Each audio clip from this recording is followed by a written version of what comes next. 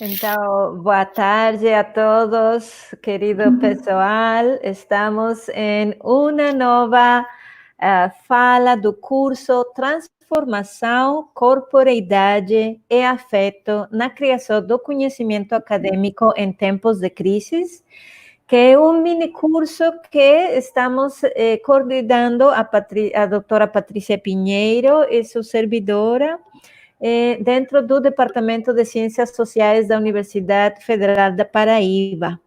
Hemos tenido sessões que incluem muitos elementos nesta construção de conhecimento acadêmico, porque esse conhecimento implica todo o nosso ser.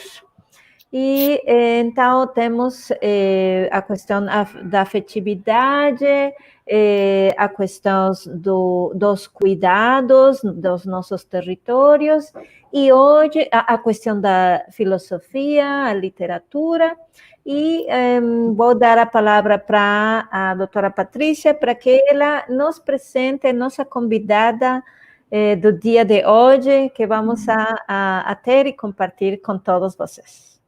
Bem-vindas. Boa tarde, muito obrigada, Maria. Bom, hoje a gente tem o privilégio, o prazer de receber aqui a Graça Graúna, que é a professora Graça, uma intelectual, poetisa, escritora indígena, e tem contribuído muito, né, para esse debate sobre a produção intelectual indígena, e tem formação em letras, graduação, mestrado e doutorado, né, pela Universidade Federal de Pernambuco.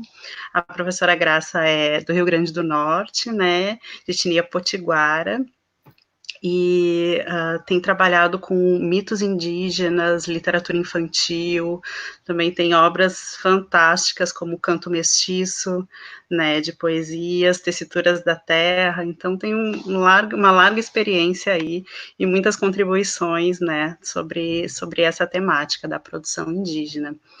Professora Graça, muito obrigada pela presença aqui no nosso mini curso, né, a gente está muito, muito feliz, né, desses encontros que a gente tem feito, né, tem nos proporcionado um aprendizado fantástico, né, e hoje eu acho que é também mais um e muito especial, né, então eu vou passar a palavra para você, e depois, no final, a gente vai fazer uma rodada de perguntas e respostas. Os estudantes, eles estão acompanhando pelo chat aqui, então eu vou estar acompanhando o chat.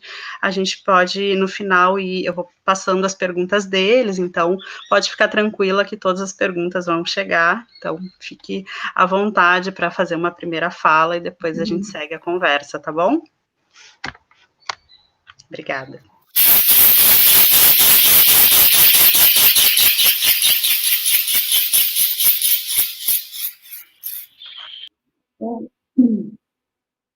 Muito obrigada pelo abraço antropológico, e já aqui no aspecto indígena, e eu quero dizer que é muito importante esse momento para mim, e ao mesmo tempo quero agradecer o convite que me fizeram, porque é muito importante para o sentido de resistência que eu creio.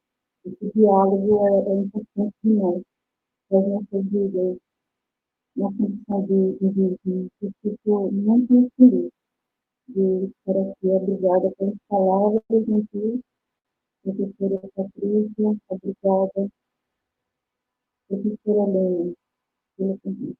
É importante estar aqui.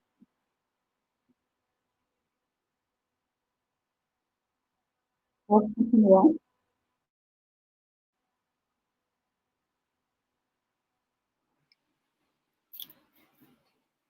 Estamos tendo um pouco de dificuldade para escutar bem. Eu acho. Pegue o fone, eu terminei esquecendo. Poderia ser, mas agora escutamos melhor. Ah, é? Agora melhor. Então pronto, dá para resolver. Obrigada. Desculpe esse incômodo. Obrigada. Então, posso continuar? Por favor. Acho que vai ter que repetir, porque não escutamos bem a sim. primeira parte, se é possível. É possível, sim. Desculpe, eu não tenho muito manejo com essas novas tecnologias, mas... Sim, obrigada.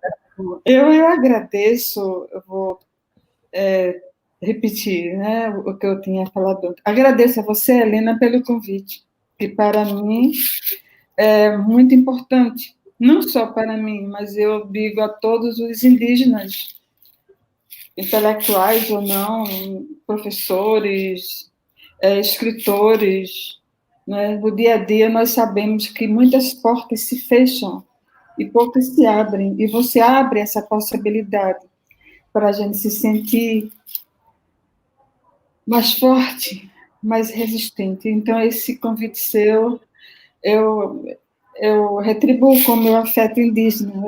O seu convite é um abraço antropológico. Eu lembro que falando com você sobre este curso, é que saiu a ideia do abraço, porque você mencionou, era como um abraço antropológico. Por isso que esse marca está aqui, ele nos une. Muito obrigada a você por estar aqui. Eu agradeço demais, de coração, e eu quero transmitir também meu agradecimento à professora Patrícia pelas palavras generosas dela, essa apresentação que ela fez, de repente passa um filme na minha cabeça. Como é que a gente consegue fazer tanta coisa e chegar aqui, não é? E eu já começo assim dizendo que esses livros que ela falou, esses percursos, né, que ela comentou, é fruto de muita persistência, né, de lutar muito pelo lugar no mundo que nós acreditamos que existe se lutarmos e acreditarmos nessas possibilidades. Então, eu gostaria de, antes de mais nada, ou nesse momento, agradecer a presença dos nossos encantados, porque sem os encantados, eu particularmente, nós indígenas, nos sentimos fracos, e o sinal de resistência é crer e sentir, perceber, né? É intuir a presença dos nossos ancestrais. Ao mesmo tempo, eu quero dedicar esse encontro de hoje, essa fala de hoje, às nossas lideranças indígenas, as que estão presentes e aquelas que estão num patamar, não é? Entre as estrelas, mas que nós sentimos e que estão constantemente perto de nós. Eu agradeço de coração. E nesse momento eu gostaria de informar um pouco do que os números fazem com a gente. Alguns números que nos deixam mais à deriva, como o censo, né, em torno as estatísticas em torno do número de indígenas no Brasil. Eu vou pegar aqui rapidamente o número que eu vi de 2012, o censo do IBGE dizia que os povos indígenas em 2012 somavam 305 mil povos indígenas, mas somos mais. Que nós temos 274 línguas indígenas e temos mais do que isso. Que somos 325 mil indígenas nas cidades e somos mais do que isso. Que somos 575 indígenas em áreas rurais e a realidade mostra que somos muito mais. E que, no total, a gente chega à casa de 900 mil indígenas. E eu fico pensando, o que é isso? Que matemática é essa? Então, no meu entendimento, falta aí um olhar para o censo indígena. Mais adiante, nós temos mais um número que vem com acho que é uma observação do ISA, do Instituto Socioambiental.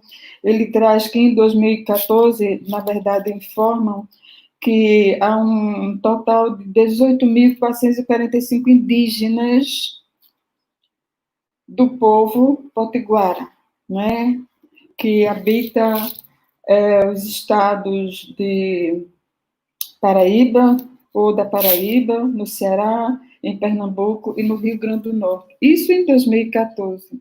E sabemos que é muito mais, não é? Esses números para nós são importantes, mas eu creio que nós temos que cuidar, continuar fazendo as nossas próprias contas, né? Observamos que somos mais, nós existimos, nós estamos aqui, não é? Nós existimos. E há um tempo atrás, não muito tempo, falava-se, e os livros didáticos colocavam em suas páginas, os professores iam para salas de aula crente, né, que estavam dizendo exatamente o que era para ser dito, né, que no Rio Grande do Norte não tem indígenas, que no Piauí também não tem indígenas, e a gente vê que isso é uma inverdade. As notícias são de uma forma, muitas vezes, que traz para a gente muita insegurança, mas é a voz indígena, o senso indígena que conta. Eu estava lendo no noticiário, não é, durante esse tempo de pandemia, que apesar das perdas que nós estamos tendo pelo Brasil afora, mas nós temos, no Rio Grande do Norte, 13 aldeias, não é? E há cerca de 2.000 indígenas não aldeados, né, que vivem, no caso, em áreas urbanas, e cerca de 6.000 aldeados, formando, assim, aproximadamente 8.000 potiguaras no estado do Rio Grande do Norte, né? Então, aí a gente vê como é importante, não só a questão do número, mas a presença indígena no Brasil. E essa forma de mostrar, né, de se colocar, de cada indígena que se reconhece, né, fazendo parte de um povo, isso vai desmascarar os números que eu considero oficiosos. Então, a partir do momento que a gente abre um espaço para pensar a população indígena, né, a existência de pessoas, né, que têm uma história longa para contar, mas que os livros, infelizmente, abafam a história, né, a voz indígena. E pensando na voz indígena, eu peço licença para trazer um poema que foi declamado em 1975 lá no Canadá, em Porto Alberni. Um poema que eu chamo, que traz uma voz tribal, e que eu penso que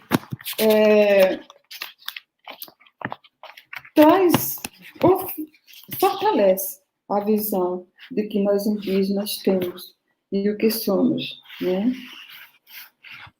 O nome, desculpa, eu vou fazer a leitura aqui. O nome do poema é Declaração Solene dos Povos Indígenas do Mundo, né?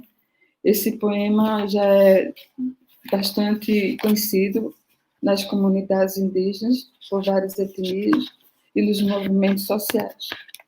E diz o seguinte: nós, povos indígenas do mundo, unidos numa grande assembleia de homens sábios, declaramos a todas as nações: quando a terra, mãe, era o nosso alimento, quando a noite escura formava o nosso teto, quando o céu e a lua eram nossos pais, quando todos éramos irmãos e irmãs, quando nossos caciques e anciãos eram grandes líderes, quando a justiça dirigia a lei e sua execução, aí outras civilizações chegaram, com fome de sangue, de ouro, de terra e de todas as suas riquezas, trazendo numa mão a cruz e na outra a espada, sem conhecer ou querer aprender os costumes dos nossos povos. Nos classificaram abaixo dos animais, roubaram nossas terras e nos levaram para longe delas, transformando em escravos os filhos do sol.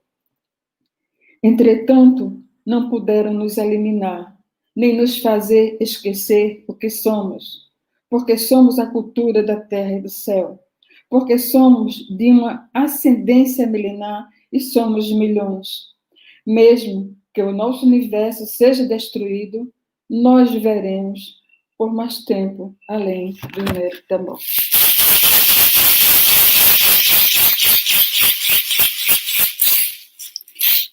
Eu quis trazer a leitura desse poema porque ele denuncia aqui o império da morte e eu fico pensando, será isso que estamos vivendo nesses tempos de pandemia? O que é que está acontecendo com a gente, né? Com todos nós? E eu trago uma pergunta, mas como provocação para indígenas e não indígenas. Mas antes, eu gostaria de dizer algo, né? Que a gente escuta, que a gente traz no peito como uma lição dos movimentos sociais, né? Aqui estamos e existimos. Aqui estamos e existimos. Eu acho que essa é mais do que uma expressão. Esse pensamento indígena, ele fortalece a nossa identidade. Eu digo para os meus filhos, eu digo para os meus netos, porque aprendi com as lideranças, com os mais antigos, que aqui estamos e nós existimos. E a pergunta é o seguinte: será que antes, que esses tempos de pandemia traz para nós indígenas uma nova forma de nos relacionarmos com a Mãe Terra? Uma provocação. Eu estava observando, nesse tempo, quantas e quantas chamadas nós indígenas recebemos para falar, comunicar alguma coisa. É como se as pessoas, em geral, começassem a ouvir ou querer ouvir algo para passar o medo, né? Para dizer que tudo vai passar.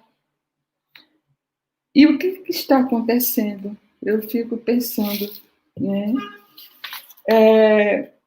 O tempo indígena não é um tempo linear, né?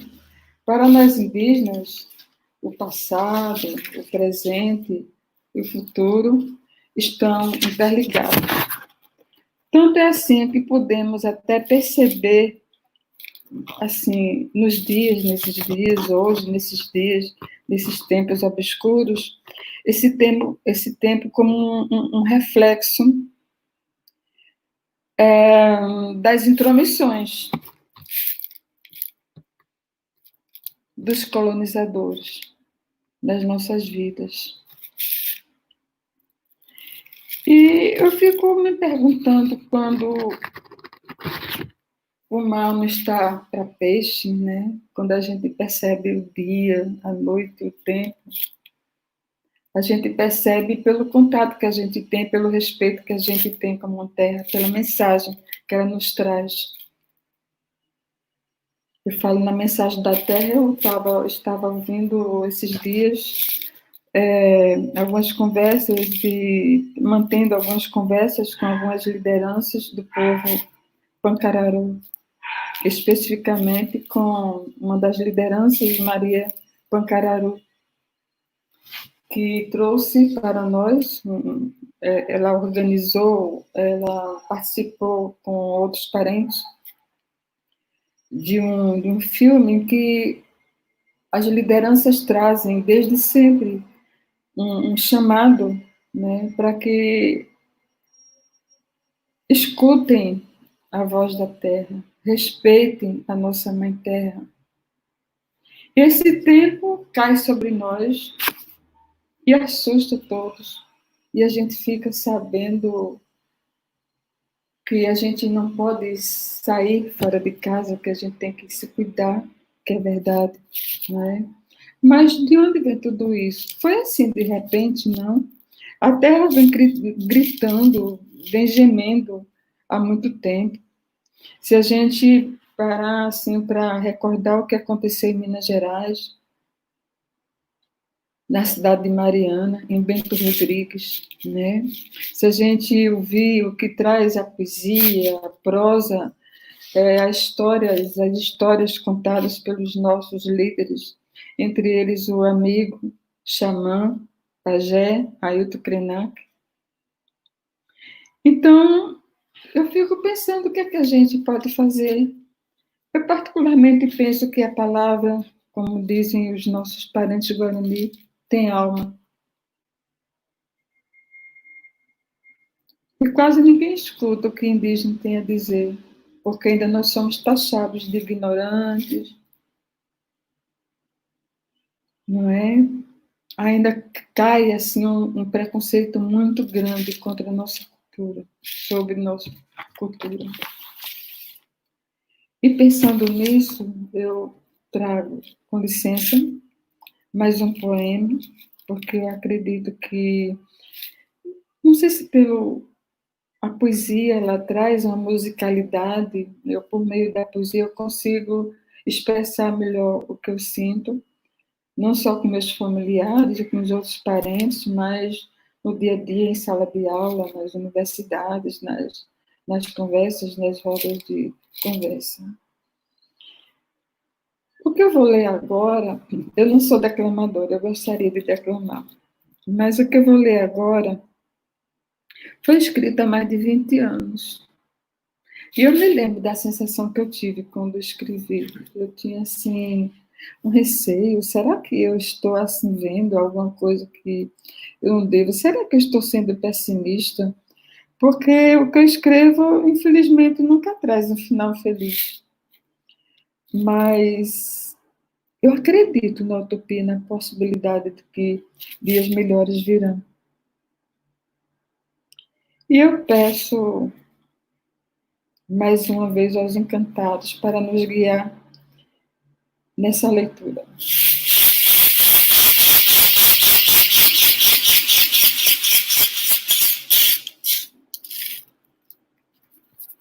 Geografia do poema. O dia deu em chuvoso na geografia do poema. Um corpo virou cinzas, um sonho foi desfeito, e 1000 povos proclamaram: não à violência. A terra está sentida de tanto sofrimento. O dia deu em chuvoso na geografia do poema. Pelas ruas, a tristeza dos tempos, a impossibilidade do abraço. Nos corredores da morte, meninos e meninas, nos becos da fome, consomem a miséria, matéria-prima de nossa sobrevivência. O dia deu em chuvoso na geografia do poema.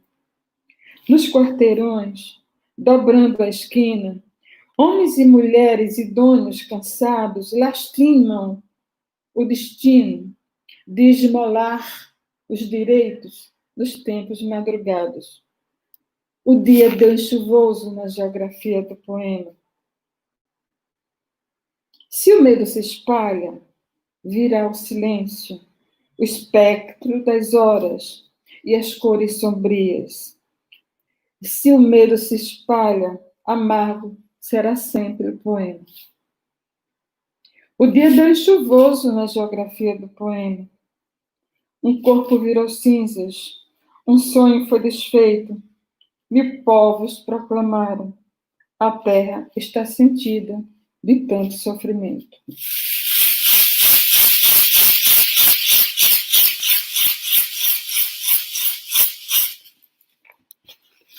Eu estou aqui tentando me conter, segurar um pouco o que tem aqui dentro de mim, porque é muito triste o que a gente está vivendo, o que a gente está passando. Eu gostaria de trazer finais felizes. Esse poema, eu cortei aqui o final dele. Ele existe um final possível, um tempo possível em que a paz cobrirá, não é? A rosa dos ventos, por exemplo, em todas as direções. Nós acreditamos que vamos ter um tempo melhor. Mas como isso pode acontecer se a dia a gente só escuta, só nos rejeitam, nos colocam mais e mais à margem?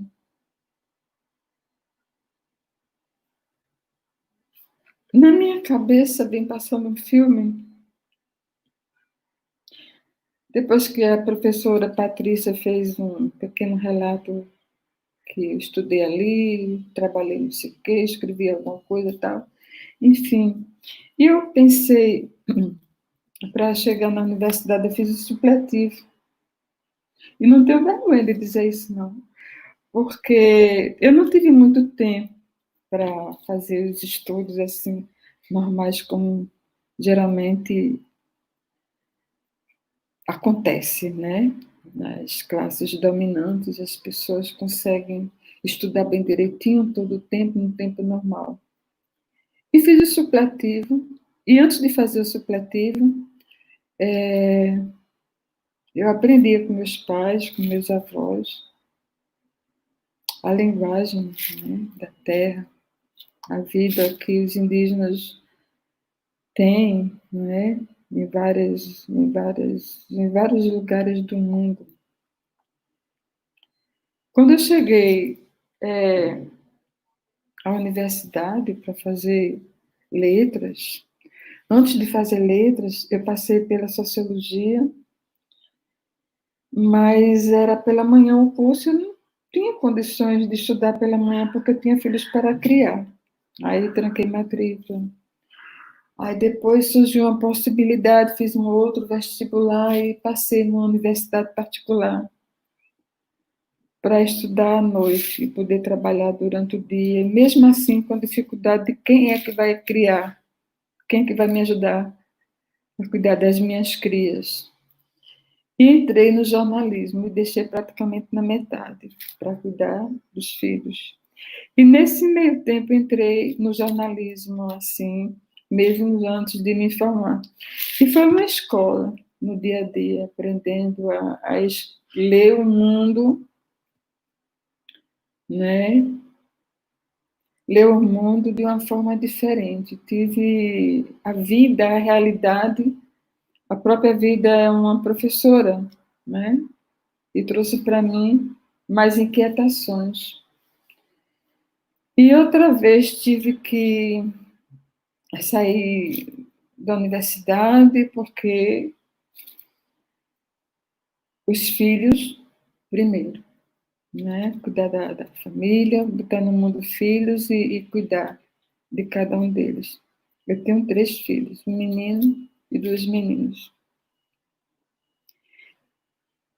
E segui adiante quando tive a oportunidade de fazer mais um vestibular. Eu disse, esse vai ser o outro, se não passar, eu não vou fazer mais. Aí entrei em letras na Universidade Federal de Pernambuco. E lá tive a oportunidade de conhecer um núcleo de estudos indigenistas que era coordenado pela professora Núbia Borges e a professora Daí Palácio. A professora Núbia é especialista na área de culturas indígenas e a professora Adaí Palácio na área de linguística. E tinha também a professora Gilda, que coordenou também por muito tempo o núcleo de estudos indigenistas, né? E só esse fato para mim foi um alento, saber que ali poderia ter um espaço para eu poder estudar mais, conhecer um pouco mais de perto e colocar um pouco da minha voz dentro do que eu queria falar. Não a voz da Graça Graúna, mas de vários parentes, de vários povos que eu tinha vontade de ver, de ler, mas era só a voz do outro falando a nosso respeito, a respeito da nossa cultura. Isso me inquietou bastante. Dentro do contexto acadêmico, eu cheguei a um mestrado, mas não houve muita brecha para eu tratar da voz indígena, e foi sugerido que eu pudesse trabalhar autores que escrevessem temas indígenas, e fui procurar. Não foi fácil, porque eu sou muito exigente comigo mesma e com os estudos, e que, enfim, eu queria uma voz que se aproximasse mesmo dos saberes indígenas. E encontrei nomes como Cissa Fittipaldi, que é escritora, ilustradora. Ela escreveu uma série de mitos amazônicos belíssimos, e também mitos ligados à cultura afro-brasileira.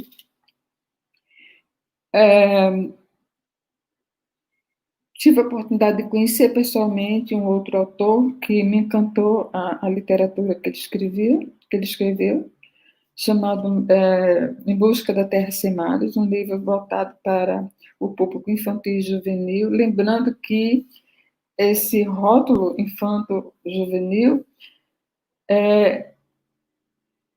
são as editoras, né, que colocam esses adesivos, vamos dizer assim. Ele escreveu um livro que era para crianças e adultos, né? Ao falar Luiz Galdino, eu procurei outros autores porque me interessava falar mais, um desejo enorme de trazer esse universo para um público maior, na condição de professor, estudante, que eu pudesse conversar com as pessoas sobre a cultura indígena. Aí encontrei um outro autor chamado Renato da Silveira, que é lá de Minas Gerais, autor de um livro chamado Taiguara, um livro muito triste, traz uma história muito triste, de um menino que... Ele é o único que sobrevive do povo Krenak. E escreveu uma história bem escrita, e foi aí que eu fui me aproximando mais do contexto indígena para entender mais esse outro povo que eu só escutava assim, de ouvir falar, pelo uma jovem liderança na época, o Ailton Krenak, o nosso Ailton Krenak. Eu queria ouvir do Ailton, né? Aí, mas eu achei muito bonito também a forma como o Renato da Silveira escreveu. O Renato é um não indígena.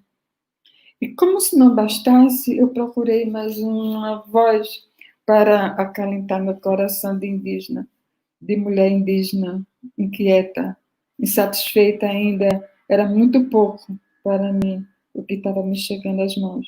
Aí eu tive a oportunidade de conhecer um livro muito bonito chamado Momeu Kaua, que quer dizer lenda em tupi, escrito por uma brasileira que nasceu no Rio de Janeiro, é a Aline Bittencourt, né? E por meio desse livro dela, ela não sendo indígena, mas foi a fundo na pesquisa e trouxe ali todo o encantamento da festa dos Praiá, dos Pancararu, no livro dela, Mamecal. Eu achei lindo. E eu senti que ia me aproximando, ia o círculo, assim, feito esse maracá redondo, enfeitado. Mas me faltou algo mais. Foi quando eu vinha fazendo umas leituras no Selvagem, um livro de Couto de Magalhães, lá no Núcleo de Estudos Indigenistas. E foi um momento, assim, que eu acho que fechou mais ou menos o círculo, né? Não o círculo, mas o círculo de leitura. Eu disse, pronto. Mas não foi só isso. Eu queria mais. Eu queria ir lá no centro da terra, ouvir a voz do pajé, dos encantados, dos mais velhos, e me agarrei com os mitos, com os saberes, com a literatura oral, né? E li, escutei, e tentei aproximar essa leitura contemporânea, a literatura contemporânea de autores não indígenas, com a literatura vindo dos nossos ancestrais. E essa foi mais ou menos o caminho que eu levei para escrever sobre a chamada literatura infantil, abordando a temática indígena. Mas eu queria que, um tempo depois, eu tivesse a oportunidade de trabalhar a voz indígena, o próprio indígena falando, trazendo as suas verdades, né, os seus encantamentos. E fui ao doutorado para fazer uma pesquisa. Estava, acho que em 98, 99, por aí, né, já naquela efervescência das comemorações em torno do ano 2000, né, o descobrimento, se festejar o descobrimento. E, ao mesmo tempo, observando o movimento indígena, né, todos se preparando, o que fazer, o que dizer. E nesse tempo de comemoração, do outro lado, a comemoração não indígena, eu comecei a perceber alguns parentes já se preparando para viajar, sair de suas aldeias para chegar em Brasília. Eu me lembro que fizeram lá uns relógios que foram espalhados por algumas cidades, pelas principais cidades do Brasil. E eu também comecei a acompanhar os fóruns sociais mundiais, né, na época, muito importante, e continua sendo. E foi aí que eu fui traçando o texto, a leitura, as preocupações, os enredos, né, dessa leitura que eu queria fazer, e ouvir as vozes, que era isso que eu queria ouvir. E entre uma flechada no relógio para contar mais horas, do ano 2000, eu fiz, esse o caminho. Então, eu fui escolher mais ou menos alguns autores, que tinham poucos, e eu queria a voz, autonomia, a voz indígena. Foi quando, numa feira da SBPC, uma feira de livros, eu encontrei um livro do Daniel Munduruku, chamado Coisas de Índio. Impressionante, eu fiquei apaixonada pelo livro. Porque há tanta sede de falar, de trazer ao mundo um conhecimento, né? Poucos conheciam das histórias indígenas, e o Daniel trouxe um livro assim, Coisas de Índio. Também rotulado ali, não que ele rotulou, mas que a editora colocou lá, como literatura infantil e juvenil. Mas tudo bem. No livro, muitos recados, muitas falas, muitas entrelinhas, e ali encontrei, assim, uma miscelânea entre crônicas e poemas, histórias e receitas e mapas. Então, ali foi para mim um momento, assim, de dizer como nós somos criaturas inquietas, de tanto que nos abafaram, de tanto que retiraram nossas falas, nós queremos trazer, falar como se não houvesse amanhã. E eu vi nesse livro de Daniel um ponto de partida. E fui procurando outros autores, e a partir do livro do Daniel Munduruku, ele traz uma crônica sobre um fato que aconteceu com o Olívio Jacupé, porque a crônica ela é literária, mas traz toda uma verdade. Ele traz conta uma história de um desentendimento entre o Olívio, no livro, na história, na crônica, ele entra em desentendimento com o pastor, porque queria entrar na aldeia, e traz crônica a história. E, a partir do livro Daniel, tive a felicidade de conhecer o Olívio e outros autores. Conheci depois o Iaguaré-Yaman, que eu trouxe o livro do Iaguaré-Yaman para trabalhar, né, entre os autores que eu trabalharia. É o livro chamado Purantim, que significa remo, arma e memória, na língua dos Sateremauê. É um remo sagrado, a história traz isso. Então, foi através desse livro Coisas de Índio que eu fui me aproximando de outros autores, e aí no caminho, nas paragens virtuais, eu conheci a poesia de Helena Potiguara, e algumas eu consegui imprimir, guardava, assim, tentando, assim, como se fosse, não são leituras preciosas, mas eu guardava com todo cuidado, com um receio, assim, isso é documento, eu tenho que trabalhar esse material. E eu fui conhecendo outras pessoas, e de repente vi que estava ali, eu acho que em torno de 6 autores que eu quis trabalhar, falando de identidade, de resistência. E ainda conheci uma escritora indígena, Mapuche, e que trouxe a poesia dela para conversar com a poesia de Eliane Potiguara. E esse conjunto de saberes indígenas que me chegou foi moldando a leitura que eu queria, que eu desejei fazer, né?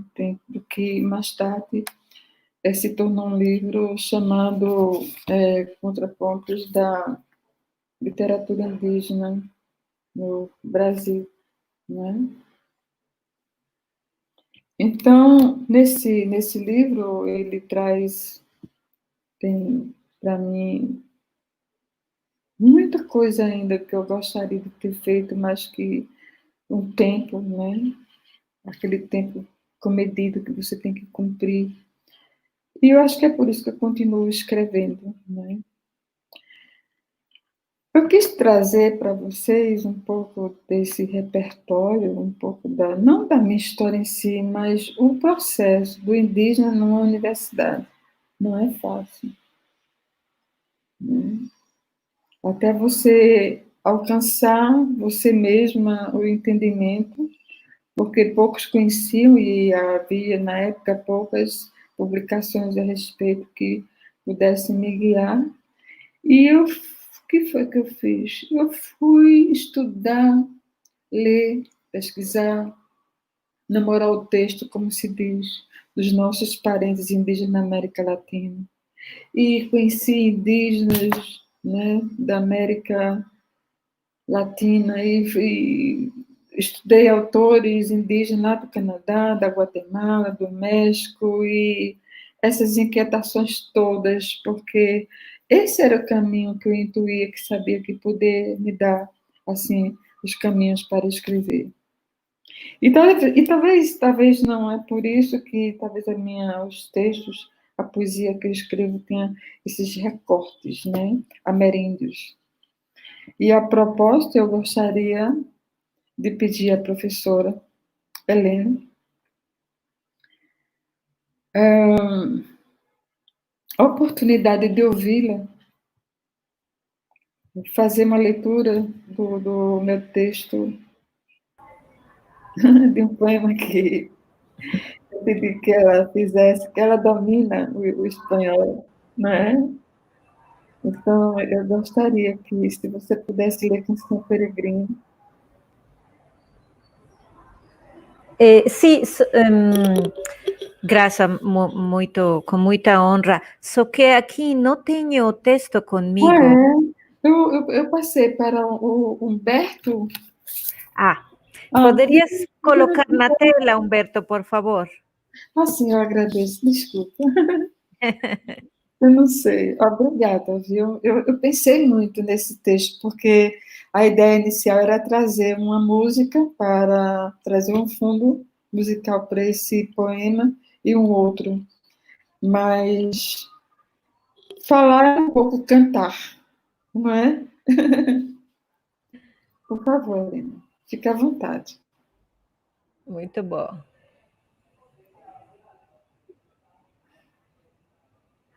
Antes de mais nada, eu quero dizer que muitas vezes acontece escrever em espanhol inicialmente alguns poemas. Esse é um dos. Muito bom. Também eu pido permisso para os nossos ancestrais para participar neste grande abraço, em espanhol e português.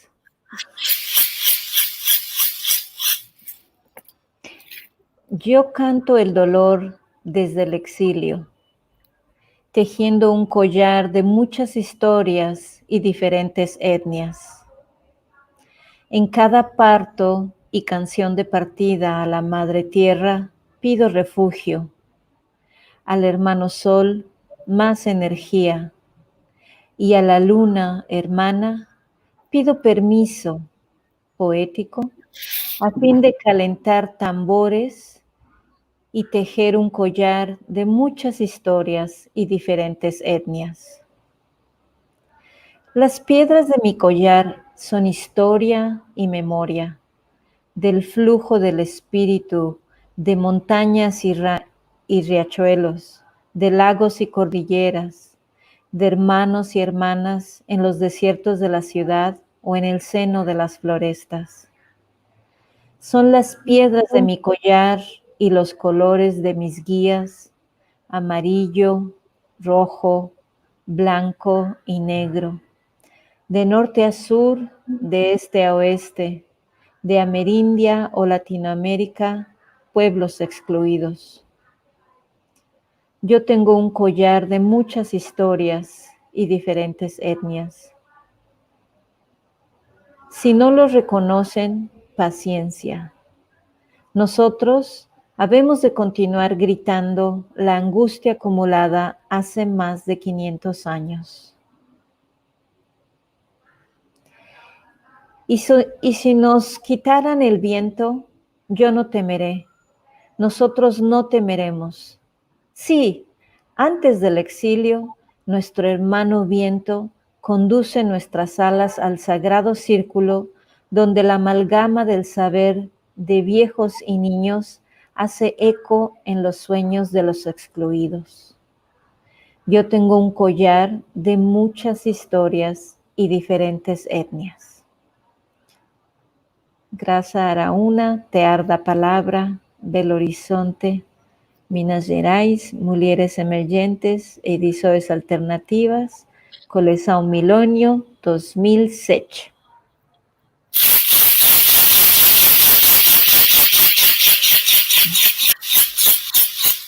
Graças, Helena. Graças. Eu estou me segurando muito aqui para não demorar,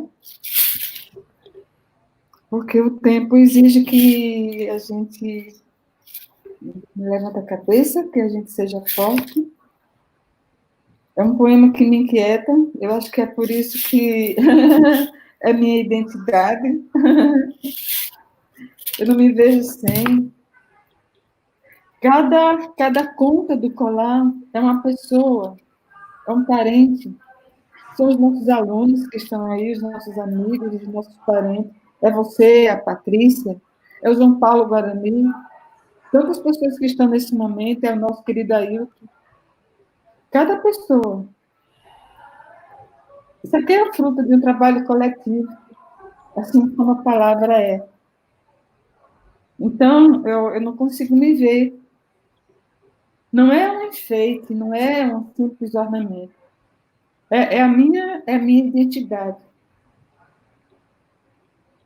Então, a palavra tem isso, acho que essa alma de trazer muitos, talvez. Eu já ouvi, não posso dizer o nome do santo, apenas um milagre, de pessoas do meio mesmo acadêmico chegar para mim e dizer: por que você usa isso? Tire isso, não combina. Entende? Então, eu não disse nada, fiquei quieta, calada, mas eu chorei quando eu cheguei em casa. E pedi a Nhanderu, Tupã, os orixás, os encantados, para eu nunca ter muita vergonha de ser o que eu sou. Que é o que eu digo aos meus filhos, aos meus netos. É muito importante para mim. É uma segurança, é um apoio, é uma dádiva. É mais do que um colar. É uma identidade. É fruto de muitas conversas, de muitas histórias. É todo um trabalho. Isso aqui mostra que nós não somos preguiçosos, isso aqui é muito trabalho. Mas eu fico pensando, Alana, como que a gente pode fazer por meio da palavra que as pessoas acreditem. Eu queria muito, quiseram muito. E quando as pessoas dizem um indígena, um homem, uma mulher indígena, uma criança, um idoso, que ali é uma cultura viva. E o recurso que eu acho que eu tenho um pouco é de buscar pela palavra, denunciar os preconceitos, persistir, brigar, trazer por meio da poesia. Por que poesia? Não sei porque ela tem uma musicalidade e fica mais na cabeça das pessoas. E é uma forma de trazer essas realidades por meio dessa, muitas vezes, licença poética. E quero lembrar, quer seja a literatura, a poesia ou narrativa, não vai derrubar a oralidade, ao contrário, é uma forma de salvaguardar a oralidade. Eu estou aqui falando, né?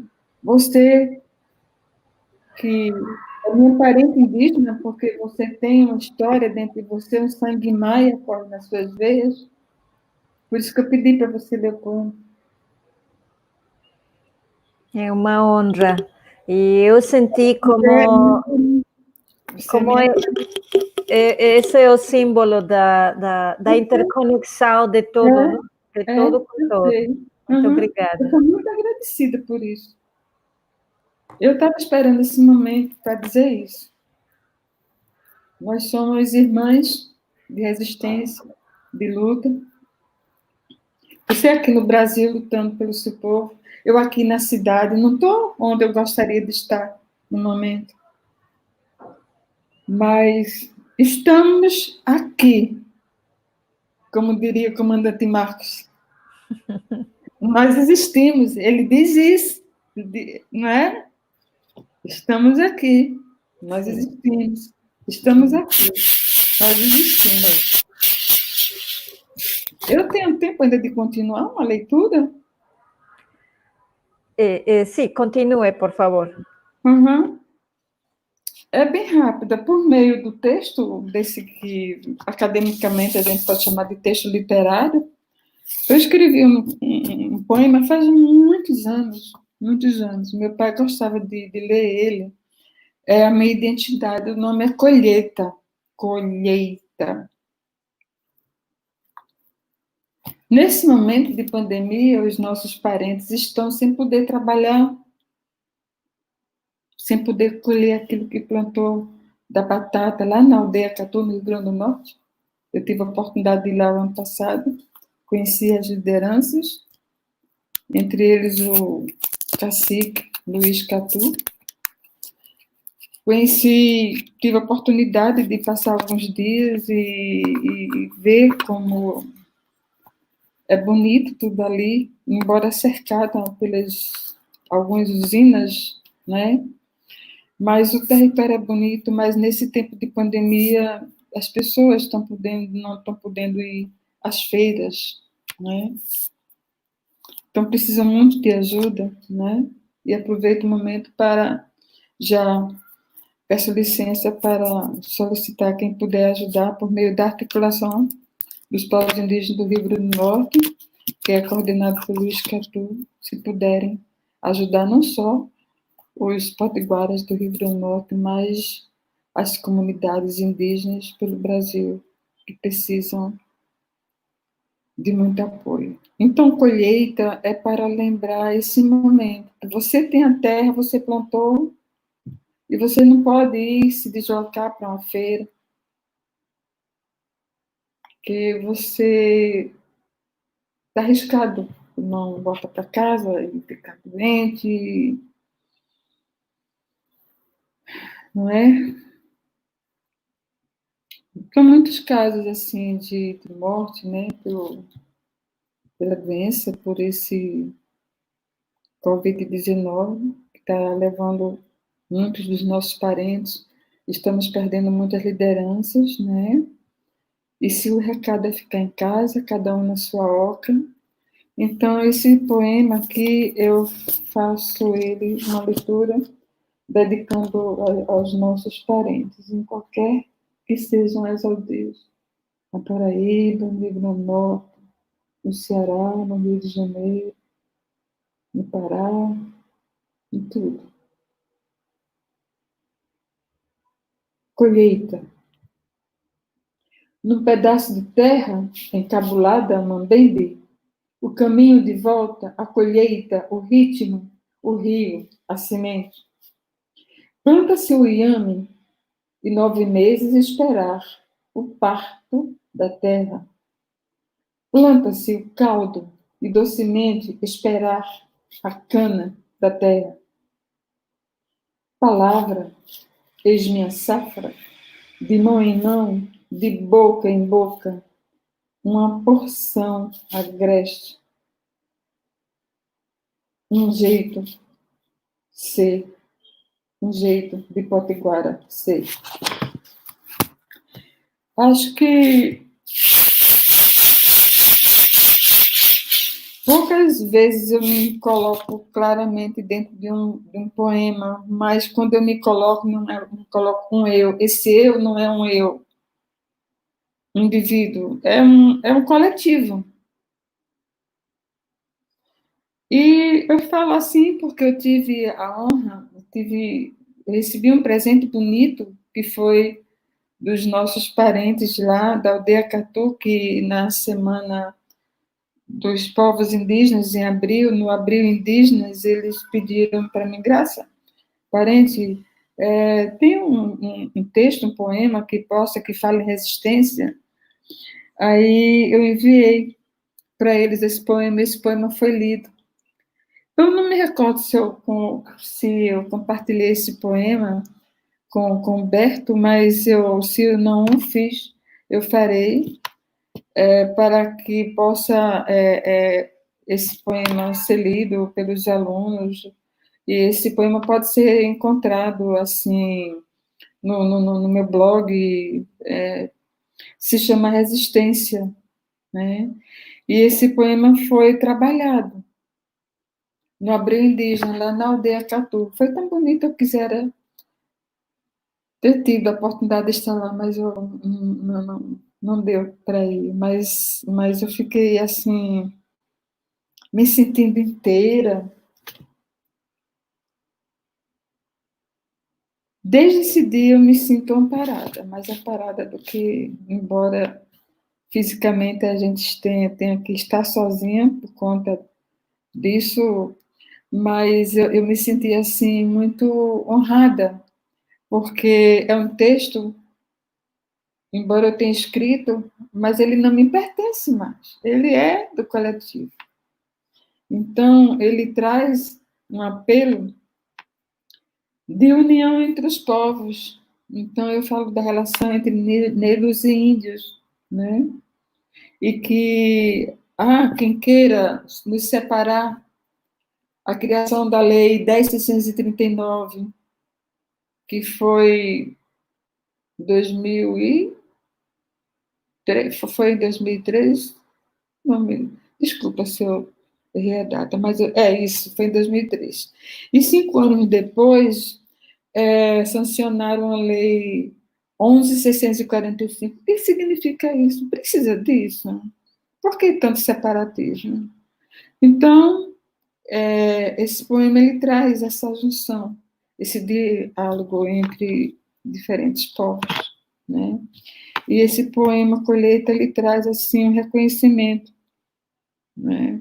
Quando você se reconhece, mesmo que você atravesse um mar de preconceitos, né? E eu penso que por meio do poema, da poesia, porque a poesia pode trazer histórias, você pode contar histórias por meio de um poema. E isso é apenas uma parte da minha trajetória. Eu escrevi, eu acho que na adolescência, e guardei para um tempo. Ele é muito simplesinho, né?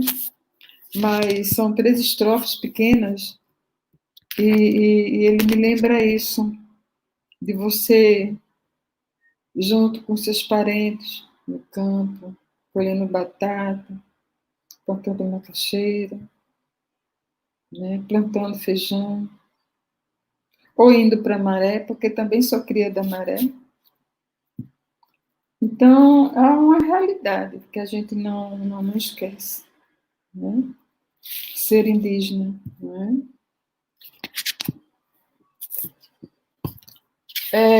A literatura indígena, ela está entrando, vamos dizer assim, no contexto em que as pessoas começam a ouvir mais, né? Há um número grande já de indígenas, homens e mulheres indígenas escrevendo narrativas e poesia, o verso, né? E narrativas. E me recordei de um momento muito especial que foi lá no estado de Mato Grosso, né? Tivemos um encontro muito bonito, que resultou numa antologia indígena, que foi publicada, que foi distribuída pelo governo de Mato Grosso, na época, uma antologia indígena, que tem, eu acho muito interessante a roupa já trazendo o sinal das novas tecnologias, né, que nós estamos atentos, antenados, né. E aqui eu vou utilizar uma expressão que eu acho muito bonita e forte, mantra, né, da cultura indiana. Eu vejo cada nome indígena aqui como se fosse um mantra. E aqui apenas eu vou ler, mas trazendo ao mesmo tempo o respeito, a admiração às pessoas que participam desse trabalho coletivo muito bonito. Alguns estão agora nas estrelas, como o nosso pajé Moura Tucano. Essa antologia aqui, acho que ela está esgotada, mas em algumas bibliotecas deve ter. Ailton Krenak, Aurilene Tabajara, Cristino Apchana, Estevão Carlos Talcani, Darlene Talcani, Carlos Tiago Sateri Mauê, Daniel Matenho Cabixi, Daniel Munduruku, Edson Caiapó, Eliane Potiguara, eu, Graça Granona, Luciana Caigangue, Manuel Moura Tucano, Márcio Bororo, Roni Uaiciri Guará, Rosi Waicon, Severia Idiorie e Verônica Manauara. São nomes que as pessoas precisam conhecer. Nós existimos, nós estamos aqui. A literatura indígena existe. É importante que se diga isso, né? Precisamos trazer essa realidade, né? É uma realidade que, infelizmente, muitos ainda na academia a gente não escuta muito falar. Eu não sei quanto tempo tenho ainda, mas eu gostaria de já, nesse final, de trazer um poema, também que eu escrevi há bastante tempo, que foi a partir da leitura que eu fiz de um livro do Luiz Galdino, um autor, ele é de São Paulo, é professor, que escreveu Terra Sem Mar, que é um livro que foi um dos livros que eu trabalhei na época do mestrado. E que eu fiquei impressionada com a história que ele conta de uma criança indígena, do povo Guarani. Ele está com os pais, com a família toda, os parentes todos, e de repente vem uma invasão. Né? Os poceiros invadem lá a aldeia.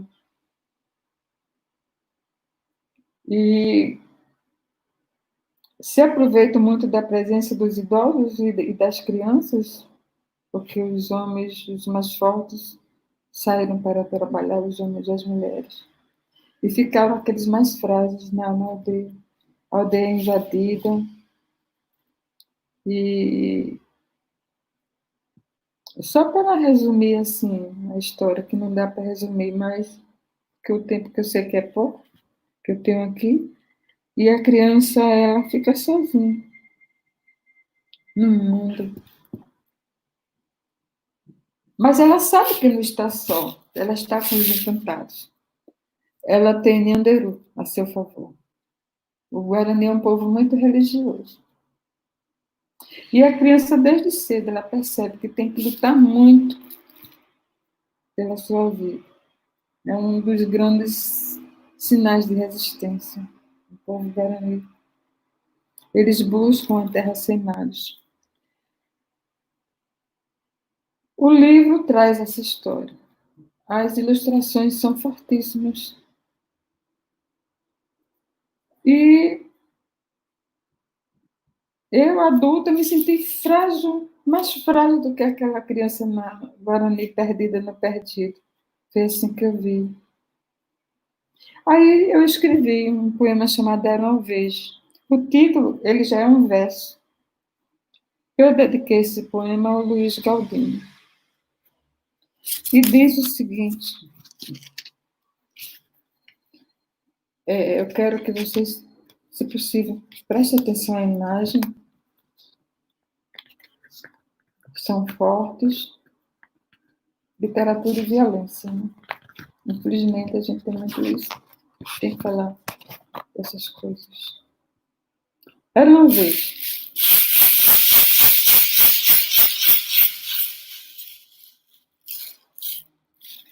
Era uma vez um pernil de carneiro retalhado em fatias, aos que foram chegando cada vez mais estrangeiros.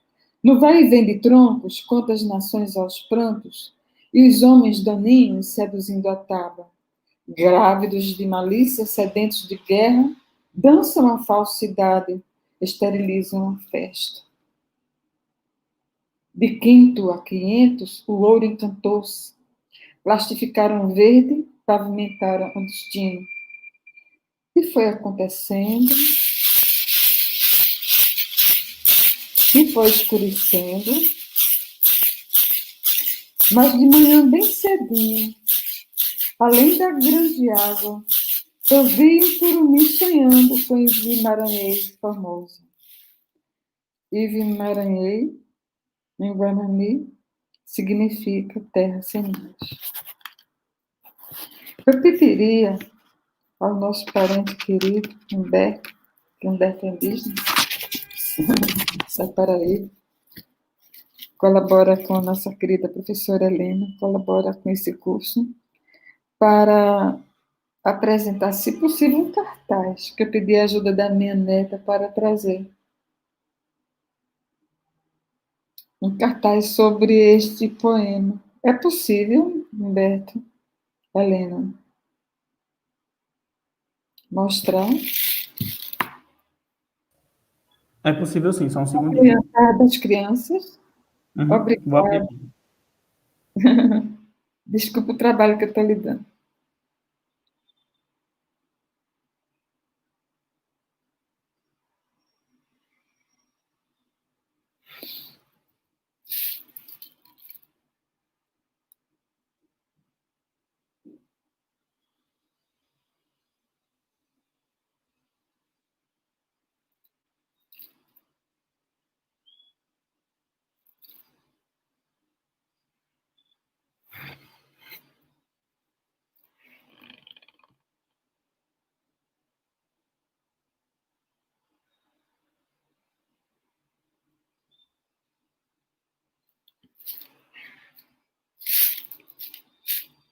Oi.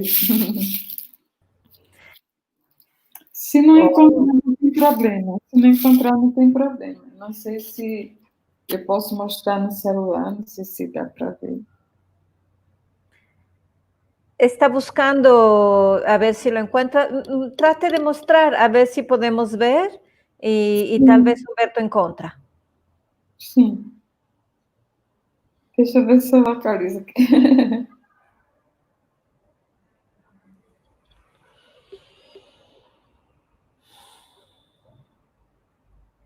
Por mais que a gente se prepare, olha, eu peço mil desculpas.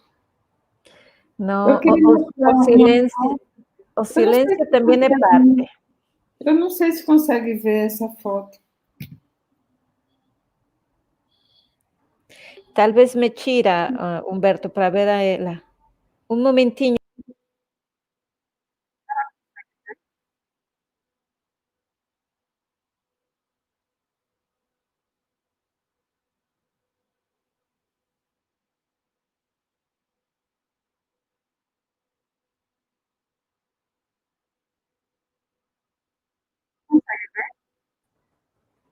Sim, você pode ver. É uma foto que foi tirada pelo ISA, Instituto Socioambiental, que traz uma imagem muito triste de uma aldeia sendo destroçada, queimada, as queimadas.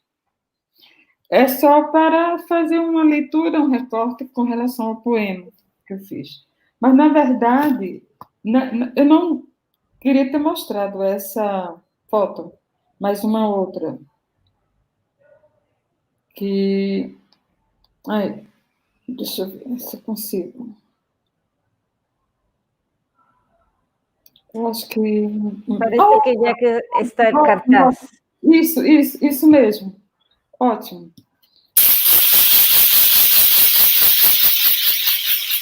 O Maracá, ele soa diferente porque essa parte do poema que eu deixei por último, ela traz para mim um sinal de possibilidades. E foi acontecendo e escurecendo, mas de manhã bem cedinho, além da grande água, eu vi um curumim sonhando com Yves Maranhão, Formosa. A minha neta me ajudou a fazer, minha neta Yasmin me ajudou a elaborar esse cartaz, porque, para mim, essa imagem é muito forte. Essa imagem é o crédito lá da FUNAI. É muito forte porque eu acredito que nossas crianças vão sobreviver a isso tudo que está acontecendo pelo mundo, não é? Então, o poema, poucos poemas eu escrevo e traz essa memória, esse recorte de esperança. E não poderia ser diferente. Eu acredito nessas possibilidades, né? As crianças indígenas, elas sofrem muito, muitas crianças, em alguns povos, no caso, particularmente o povo guarani, o Kaiowá, né? A gente acompanha muitas notícias, né? Mas esse poema eu quis trazer esse recorte. Eu não quis mostrar, além da fala, além do que eu falei, eu não queria trazer mais imagens negativas, mas trazer esse sinal de esperança. Obrigada, viu, Humberto? E fica aí também uma provocação para que possam discutir. Eu quero saber se tem mais um tempo de fala ou se encerra por aqui.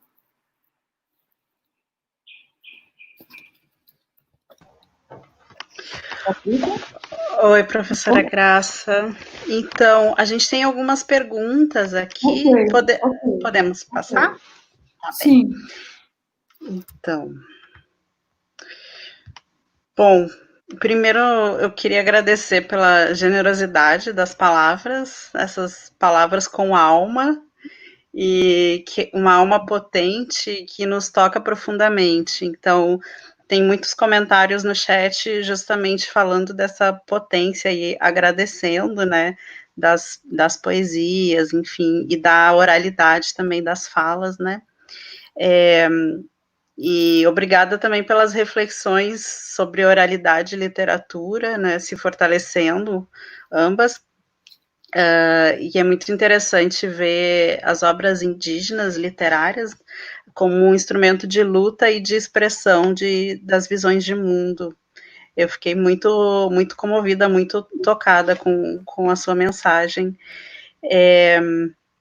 As perguntas, nós temos uma da Beatriz,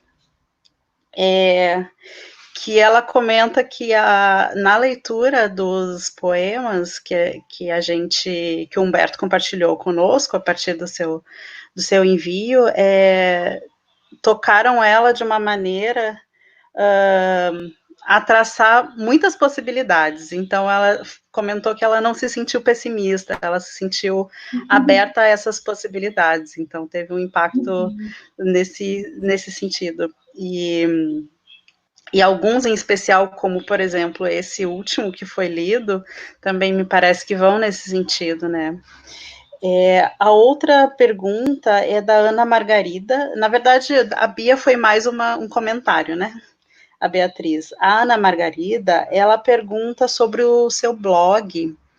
Ela falou das entrevistas que são muito interessantes, que estão lá, pediu para falar um pouquinho mais sobre literatura periférica, literatura indígena, e ela menciona um dos questionários por Leila Micoles, do blog. Leila Nicolas, escritora do Rio de Janeiro. Ela atualmente mora em São Paulo, eu acho. E ela falou também que leu Canto Mestiço, Contrapontos da Literatura Indígena Contemporânea no Brasil, e pede mais dicas de leitura. Obrigada. Dá para responder agora? Pode ser, sim. Eu tenho uma pergunta também. Mas pode responder, depois a gente conversa mais. Eu utilizei, eu não sou, vejo assim, muito habilitada com esses recursos de internet em redes sociais. Eu não tenho Facebook, por exemplo. Eu não tenho Instagram, por exemplo. Porque eu sofri muito em algumas redes, perseguições, chateações, pessoas sem noção, me maltratando muito. E eu confesso a você que, embora eu muitas vezes eu seja muito mal criada na fala, nas denúncias, mas às vezes eu não tenho resposta na hora de tanta violência escrita, que corta feito um punhal, que faz me sangrar por dentro, porque a palavra tem alma. E eu sei que muitas vezes me espanto muito. Aí eu tentei, assim, eu era uma pessoa muito twitteira quando começou logo, eu adorava. Nossa, por conta do mecanismo, da objetividade, de você até fazer poemas curtos, que eu adorava fazer isso, que eu gosto muito desses desafios em torno da palavra. Mas eu sofri muitas perseguições, assim, então eu achei melhor tentar, quase que eu não iria mais nem ter blog, nem nada, que é um dos poucos que a gente consegue manter, não é? E eu comecei a trazer escritos nos meus blogs. Teve um tempo aí que ele ficou, acho que, tem um selo já falando. Eu acho que tem o terceiro blog mais lido no Brasil, um tempo atrás. Eu fiquei muito feliz na época, né, com isso. E eu não tinha muito, assim, habilidade. Mas o que me deixa contente é que muitas pessoas entram nele como subsídio. E quando eu pergunto, a gente não encontra subsídios para falar de literatura ou de cultura indígena, mas é o que mais tem. Se você anda nas ruas, se você está em São Paulo, está em Brasília, está em Recife, está no Paraná, ou no Pará, em João Pessoa, em qualquer lugar, em toda esquina você vê indígena, é só parar para ver, se aproximar, não ter medo, lá debaixo dos seus olhos, do seu nariz, dos subsídios, nas feiras de artesanato, cursar os chamados sebos, onde lá, quando muitas vezes eu encontro livros em livrarias usadas, de livros usados, o livro que foi largado lá pelo preconceito. Então, a internet, eu encontrei nesse mundo um caminho de possibilidades para trazer, porque publicar requer dinheiro e é muito caro. E eu consegui, tem muitos poemas meus que estão na internet e que eu tenho sido agraciada no sentido das pessoas lerem e dar um nome e colocarem, respeitarem a autoria. E que, por outro lado, você já encontra seus textos sendo vilipendiados, roubados, manuseados de uma maneira sem respeito. Não acontece só comigo, com outras pessoas também. Mesmo assim, eu acredito na possibilidade desse mundo virtual trazer essa realidade para nós indígenas. Por exemplo, tem um site dos indígenas, que tem um grupo indígena chamado Índios Online, eu acho muito chique para anunciar. Acho lindo esse recurso, né? Nós temos um grupo bom de jovens indígenas, escritores, professores, jornalistas, pessoas assim, só não enxerga quem não quer ver. Então, eu vou usar aqui, me permito usar a expressão que o comandante Marcos Violino usava. Estamos aqui, existimos na grande caminhada por Chiapas. Os indígenas diziam isso. Foi nessa época, Patrícia, que eu comecei a me sentir mais corajosa. Lá do outro lado do Brasil, ali mesmo aqui, América Latina, era um recado. Vamos lá, não tenho medo não. Estamos aqui, nós existimos. Então, eu tomei aquela palavra para mim, porque eram milhares de parentes ali, do outro lado. Um pensamento que eu comungava e que comungo ainda, que é muito forte, é muito atual. Então, eu penso assim, não sei se foi a oportunidade da pergunta que me fizeram, mas alguns textos, a maioria dos meus textos estão no blog, que você pode colocar, eu compartilhei aí com o Humberto, mas fica à vontade para compartilhar, mas pode colocar Graça Graúna blog Graça Graúna, e ele tem um subtítulo que é Arte, ART, uma apóstrofe, palavra. Algumas pessoas eu convido para partilhar comigo, algumas pessoas que realmente têm o pensamento indígena e nesse blog. Ele é mais pessoal. Mas tem outro blog chamado Tecido de Vozes, que ele hospeda também esse outro blog, que é mais voltado para questões indígenas. Você tem artigos, tem uma série de questões, sabe? Uhum. Tem um poema que eu escrevi e que o primeiro lugar que eu publiquei foi no blog, foi no site, que hoje não existe mais, embora todas as publicações sejam visíveis, acho que é isso. Você pode acessar um blog chamado... É uma revista forte, muito boa, mesmo, chamada Overmundo.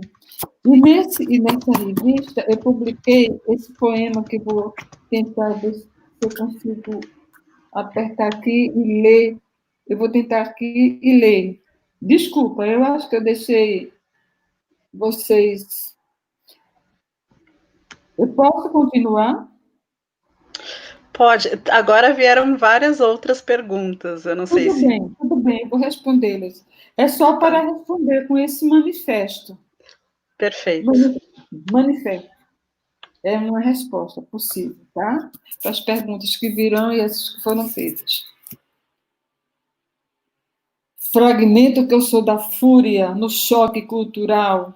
Aqui manifesto meu receio de não conhecer mais de perto o que ainda resta do cheiro da mata, da água, do fogo, da terra e do ar.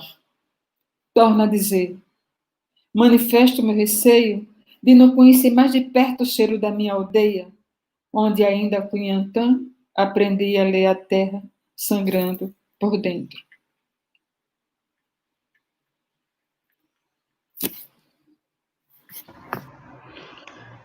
Foi difícil para mim escrever, porque ele traz uma história de violência, da questão da sexualidade, dos abusos pelos quais a gente passa. Não só eu, mas outras pessoas, outras meninas. Hoje sou uma menina velha, mas fica muito na lembrança essas dores do mundo, né? Que são muitas. Então, é uma voz de mulher, é uma voz de menina, é uma voz de criança, é uma voz indígena. Fica abafada. E eu escrevo e perdoo, eu escrevo e perdoo, eu escrevo e perdoo, tento perdoar para poder respirar. Porque se eu não fizer isso, eu não consigo escrever. Mas sempre tem muitas dores. Eu queria ter a capacidade de escrever finais felizes. Eu não consigo muito. Mas tem parentes que escrevem. Mas, em geral, a literatura indígena, ela é de denúncia. Temos poemas belíssimos de esperança, mas você vê um fio tênue de sofrimento, de sangue, de violência, de estupros, de tudo. Temos sonhos. Eu queria depois ler um poema que fala de sonho, que eu acredito nele. Eu estava em São Paulo quando eu estava fazendo meu pós-doc. Foi em 2011. Patrícia, eu peguei aquele trem que a gente vai lá perto da Serra do Mar, em São Paulo. Fui lá para a Estação da Luz. É difícil pegar aquele trem, um trem turístico. Aí eu fui. Nessa época, eu estava sozinha em São Paulo, fazendo o meu pós-doc lá. E eu fazia assim. Eu vou tentar falar bem rápido, porque eu acho. Tem situações que eu já vivi que eu acho engraçado. E eu fazia assim, uma caixinha que eu enfeitei, uma caixinha de papelão, que eu comprei alguma coisa e depois forrei ela com papelzinho para ficar mais bonitinha. Aí coloquei uns desejos lá dentro dessa caixinha. Lugares que eu queria conhecer, coisas que eu queria fazer, aldeias que eu queria visitar em São Paulo, lá em São Bernardo, em 2011. Aí botava nessa caixinha. Aí eu pegava um trem, que é fácil de você, na época, sair, conhecer São Paulo, andar de metrô adoidado e fui para 1000 lugares. E nessas andanças, teve um dia que eu vou pegar um trem para conhecer a Serra do Mar, mesmo de longe. E foi tão bonito assim, aquela paisagem de nuvem bem pertinho de você, aquela serra. E eu me lembro que eu fiz. Eu me senti, porque eu tive a oportunidade de ir para uma aldeia Guarani, na casa de reza. Foi um encantamento tão grande que eu senti. As palavras vinham assim. Minha alma estava cheia de esperança. Assim. E eu tive um sonho, assim, na casa de reza. E fiz um poema que depois eu posso ler agora, se você quiser. É um poema que se chama Serra do Mar. Ele é bem pequenininho. Aqui? Eu acho que é aqui. Não, aqui. Uhum. Pode ler sim, por favor. Se eu indiquei direito, é assim? É, esse. Uhum. É o último poema que eu vou ler. Serra do Mar. Como possíveis respostas. A história foi se formando na paisagem. Nem poluição, nem violência nas ruas, nem jogos sofisticados, nem roupas de grife. Barulho nenhum de automóvel, só a voracidade do vento passando por lá. Isso aqui é para os nossos parentes Guarani, Kaiowá.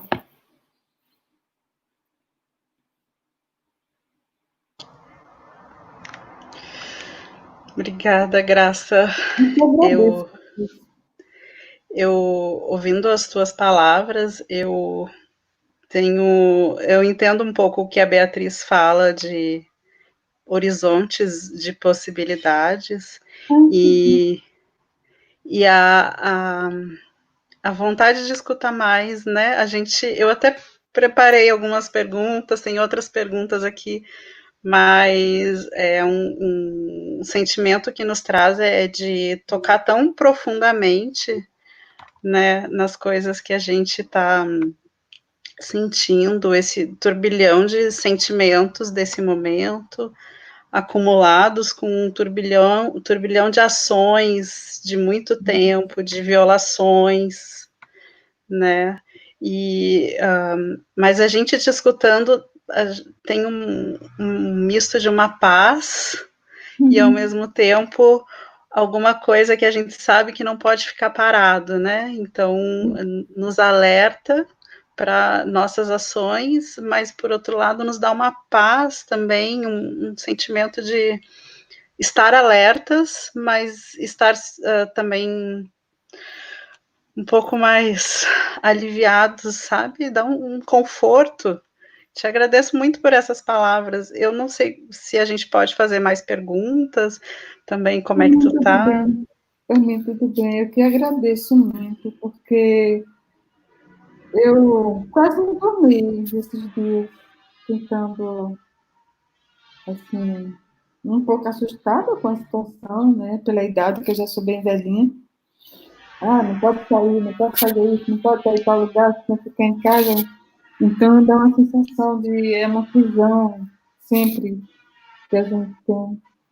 E nesse momento, eu me sinto, assim, bastante forte, o meu espírito está forte. Esse momento é muito sagrado para mim, que vocês me deram essa oportunidade. Para mim, eu digo no sentido do contexto da palavra indígena, né? Dos nossos parentes, escritores, poetas, né? Tantas lideranças, tantas pessoas bonitas que precisam ser ouvidas, não é? E que eu sou apenas um instrumento, nada mais do que isso. Então, eu só tenho que agradecer muito o que vocês fizeram por mim, estão fazendo por mim. Eu me sinto muito forte nesse momento. É muito, muito lindo te ouvir, realmente. Muito forte. A gente tem que respirar fundo para continuar, então eu vou fazer a minha função aqui de passar os comentários e peço licença também, né, para fazer esse compilado aqui. Primeiro que tem alguns comentários que, como eu falei, são de muitos elogios, né? Então a Sônia fala, por exemplo, utopia viva na delicadeza da alma, viva da palavra merinda, que renova permanentemente na resistência à esperança. Obrigada por coexistir. E a Beatriz também, novamente, ela traz mais, ela está bem ativa. Ela fala de uma questão que eu achei muito legal do teu texto, que a gente leu na disciplina, né, sobre essa questão das políticas educacionais, né, então a gente tem as leis 10.639, depois 11.648, né, que é a lei que é a atual, mas, por outro lado, a gente tem ainda fragmentos, né, de como essas políticas são executadas. Tem muitos desafios. Atualmente, até onde eu sei, a gente está sem ministro da Educação, inclusive, né? Então, a gente tem, que é reflexo de uma falta de atenção e cuidado para a educação no Brasil, né? Então, a Beatriz pergunta como você vê a relação entre políticas educacionais inclusivas e a ampliação do processo de autodeclaração como afirmação identitária. E muito forte. Forte, né? A Ana Margarida também, novamente, falou que, perguntou se teria como disponibilizar o trabalho do pós-doutorado O Índio e a Cultura Indígena na Literatura, que ela acabou não localizando no site. Isso aí a gente pode tentar encaminhar depois, se for o caso. O Indígena na Literatura, com esse título, acho que não foi eu que escrevi, não. Não? Tá bom. Bom, depois eu pergunto. Não, mas eu posso disponibilizar, e está disponível que foi do documento do pós-doc, que foi justamente sobre, assim que saiu a lei em 2008 sobre indígenas, acho que foi um dos primeiros textos, na época que saiu no Brasil, foi o meu, trazendo essas questões. Aí eu levei essa questão para o pós-doc. Aí conversei com alguns parentes indígenas, os parentes, sobretudo os indígenas da cidade grande, né, para trazer essa visão sobre essa questão das políticas públicas, dessa visão que é... Eita, eu estou respondendo assim, já estou falando, desculpa, eu nem perguntei se foi tudo. Claro, à vontade. Fique à vontade. Porque, Patrícia, é uma coisa que me inquieta muito, que me deixa muito triste, é quando eu vejo um professor sem compromissos, que não faz porque não quer, não está afim, porque não gosta de índio. Desculpa, como eles falam, né? Porque não existe índio. Eu não sou índia, eu não sou. Eu sou potiguara, sou filha de Tupã, é diferente. Eu tenho uma identidade, eu tenho um povo. Eu não estou largada assim no mundo sem ninguém. Eu tenho um povo. E o que é que fazem alguns professores? Esses alguns não são pouquinhos, não são muitos. É a forma de falar alguns, né? Só que eu não posso dar nome em lugar, logicamente, mas eu presenciei muito, porque eu trabalhei em várias instituições de ensino superior, com formação de professores para professores, e nos estágios era terrível. Muitos com preguiça, mandavam os alunos para uma biblioteca e nem chegavam lá e se viravam. Uma biblioteca tem que ter alguém que possa ajudar, orientar, pegar na mão. Afeto. Sabe o afeto? A chamada do afeto no nome do curso? É isso que precisa. Eu acho que tem professor que tem medo de se aproximar do aluno, que acha que vai perder a autoridade. E de mostrar também que não está informado o suficiente para falar daquele assunto. Ter humildade para dizer. Então vamos junto. Ainda é preciso muito chão. Eu penso que, da maneira como essa lei foi sancionada e como foi trabalhada assim, de sopetão, como se diz, porque ela é fruto das lutas indígenas, porque da maneira como ela está lá, não é o suficiente. Você vê até o escândalo que é a não sei se existe a palavra desnecessidade, sei lá, mas sei lá, saiu assim. Que é imperativo, gente, que essas leis não fossem feitas desgarradas, um no tempo, outro no outro, índio de um lado e negro do outro. Que história é essa? Onde já se viu? Como é que pode? Começa por aí. E essa não é uma invenção indígena. E não estou dizendo que foi uma invenção do movimento negro. Mas eu acho que tem alguma coisa aí que não bateu, que não funcionou. E que isso criou uma coisa ruim. Quando a gente fala de saberes indígenas e afro-brasileiros, nós estamos lidando também com o sagrado. E faltou respeito ao sagrado. Eu estou com esse maracá aqui porque ele me permite falar. Ele me dá um pouco de segurança para que, um pouco não, eu digo, eu que sou pequena diante desse instrumento de resistência, de luta, né? Então, o que está faltando é o respeito das pessoas em se aproximar de uma cultura. Ah, alguém me disse um dia, tira isso, não combina com o teu título. Eu me lembro que uma vez, numa palestra, eu disse, esses títulos que a gente tem de mestrado, doutorado, é para comprar uma tapioca fiada. Aí ficaram, botaram uma cara feia assim para mim, né? Porque eu disse, mas você está com falta de respeito ao conhecimento acadêmico. Não, é uma verdade. Vai na feira comprar uma massa de tapioca, agora é moda, né? É fitness. Tapioca emagrece, mas é o nosso pão de cada dia. Então, acho que está assim, desculpa essa brincadeira assim, mas eu acho que essas políticas públicas requer, eu acho que é um olhar mesmo, assim, de você sair de um pedestal, onde você acha que você é a forma de... Essa expressão, enfim. Mas há muitos professores ainda, infelizmente, colegas, seja no meio universitário, ou no ensino médio, enfim, ou fundamental, que o aluno continua assim, olhando para ele assim. Porque ele não pode se abaixar um pouquinho, ficar na mesma altura do aluno. Uma criança tem que esticar o pescoço para alcançar o professor que está lá em cima. Eu não entendo muito isso. Que pedagogia é essa? Tem que baixar um pouquinho, se acocorar um pouquinho, né? Fazer um exercíciozinho de ficar no mesmo patamar. Da criança poder sair, que tem uma pessoa ali que desceu um pouco para escutá-la.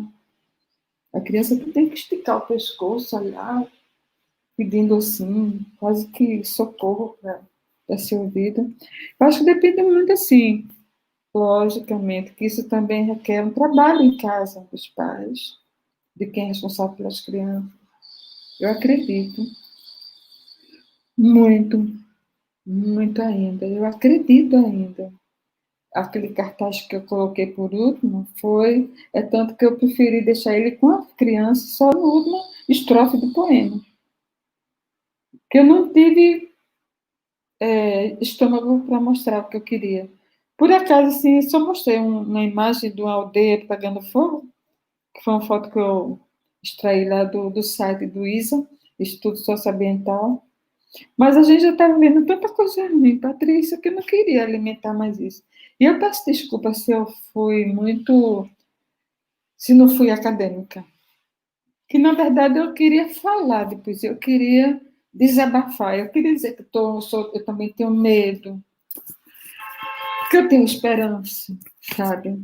Eu tenho que trazer a esperança porque eu tenho netos, eu tenho 8 netos, e eles acreditam em mim, eles me respeitam muito, não só por eles, né? Mas por onde eu ando, por onde eu vou. Então, não é fácil, eu não estou aqui falando que ser feliz é fácil, é muito difícil, não é? É muito difícil. Mas eu penso que quando houver mais humildade mesmo, de paciência, de escutar, de ler, de compartilhar, sabe? De ler o mundo, como diz o nosso querido Paulo Freire. Mas ler o mundo é difícil, porque você tem que ter um olhar assim amplo, tem que pensar, tem que se desapegar de muitas coisas, de umas tantas teorias que fazem acreditar que... Eu levei um tempo, Patrícia, para publicar esse livrinho aqui. Ele tem mais de 20 anos. Eu vim publicar 10 anos depois, porque eu já ouvia, sabe, coisas, não pode, não deve, não pode estar fora das normas. Tem que ter, e aí eu disse, e a voz indígena? Cadê a voz indígena? Então, tem um eu indígena que não é o meu, é o nós, é o povo junto. Mas vai levar muito tempo para as pessoas entenderem isso. Eu não fiz nada só, né?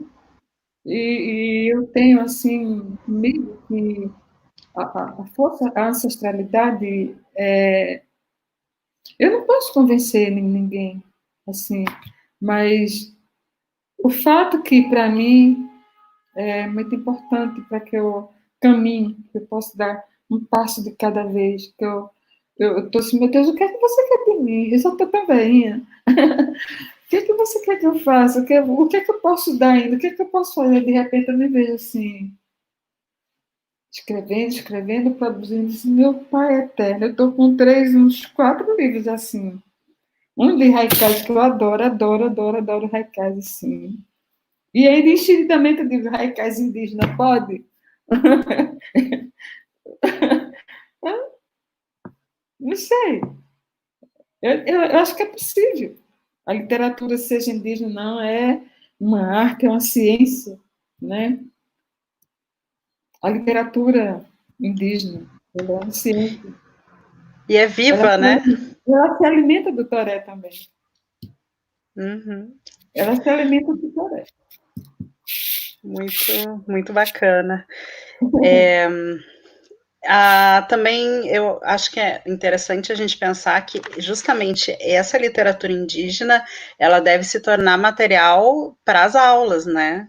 Ela deve se tornar material para a formação dos professores. Sim. Quando eu falo que é utopia, é um lugar utópico, porque ela traz possibilidades, não só na questão de um livro publicado, e você tem encontro com um escritor, quem escreve, quem declama, quem está ali debaixo do seu nariz, gente, as pedras, o rio da sua aldeia, o lugar, mesmo que você mora numa favela, porque o que tem de indígena morando em favela, você sabe que tem. Nossa! E não deixa de ser indígena por isso, não. E eu acho que é isso que incomoda muita gente, porque é um cartão postal do século tal que fizeram lá e que não tem nada a ver. Uma imagem idealizada, né? Que não pode, não é nada. Eu sonho com felicidade. Eu sonho em ser feliz. Mas não quer dizer que eu estou romantizando o meu ser indígena. Sabe? Claro. Mas eu acho que tem, a gente pode mudar ainda. Eu acredito nas possibilidades de um mundo melhor. Graça, a gente vai ter que ir se encaminhando para encerrar. Eu peço licença só para retomar um pouquinho a tua provocação, que me foi muito importante, muito interessante, né? Que é sobre esses tempos de pandemia. Então, quando tu traz... Será que os tempos de pandemia trazem uma nova forma de nos relacionarmos com a Mãe Terra? Eu acho que a gente tem que ficar com essa pergunta, né? Eu compartilho com a professora essa reflexão e preocupação, e em especial quando a gente ouve, por exemplo, que esse é o momento de passar a boiada.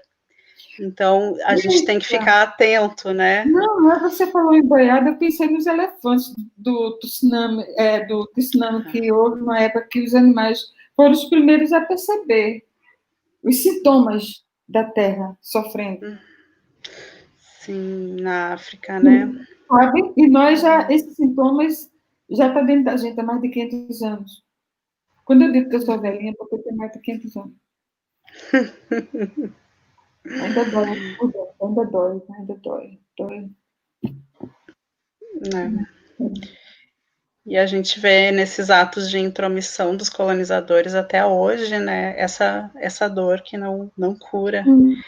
E ver o resultado, por exemplo, nos territórios Yanomami, nos territórios Guarani Kaiowá, né, e Por outro lado, tem toda essa cobrança da sociedade em geral em relação aos povos indígenas, né, como tu bem mencionou, né, de ser de certo jeito, não poder ser do jeito que é, vivo, né, então, com todo tipo de forma e expressão possível, né, riqueza dessa expressão, os povos indígenas são muito cobrados de ser de um jeito só, né, e a gente tenta minimamente combater isso também, né, de que essa cobrança, ela é infundada, né, as pessoas têm que ser livres e Eu só queria dizer vivos. uma coisinha, assim, só para que você falou algo assim, que estava me lembrando agora da Davi Copenal.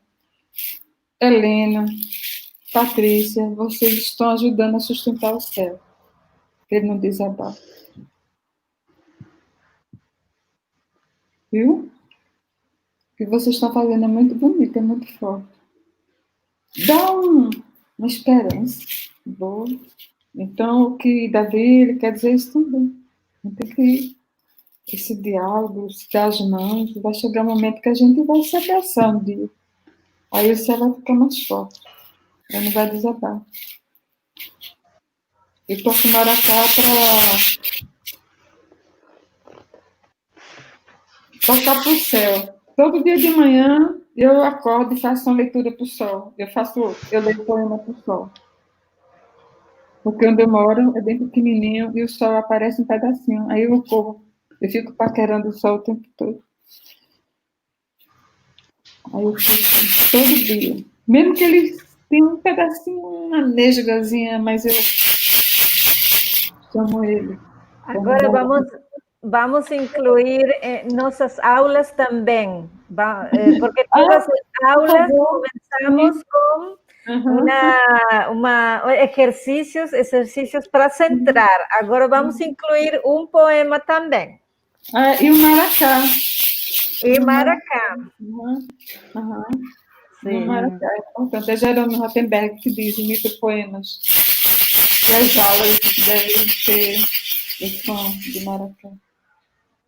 Pues con ese sonido agradecemos mucho su presencia en este curso, ese grande compartilhar, esa su alma que compartilhou através das palavras, ao equipe técnico também, que estuve muito atenta, Patrícia, Graça, e todos que vocês que estão ali escutando e acompanhando, muito, muito obrigadas.